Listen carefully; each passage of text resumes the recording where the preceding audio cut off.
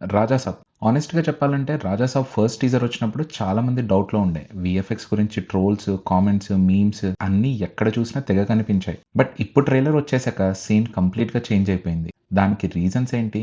Reason 1, world building clear అయిపోయింది. Before మనకి story feel రాలేదు. కానీ ఇప్పుడు విజువల్స్, సెట్స్, కలర్ టోన్ అన్నీ టుగెదర్‌గా ఒక మంచి సినిమాటిక్ వరల్డ్‌ని క్రియేట్ చేశాయి. Reason 2, VFX improvement. ఇప్పటికీ పర్ఫెక్ట్ కాదు. బట్ ప్రీవియస్‌గా ఉన్న డిస్కంఫర్ట్ మోస్ట్‌లీ తగ్గిపోయింది. సో, జనాలకి నాకు తెలిసి ఇదొక మంచి ఎక్స్‌పీరియన్స్ బానే ఉంటదేమో అనే ఒక ఫీల్ అయితే వచ్చింది. Reason 3, Prabhas factor.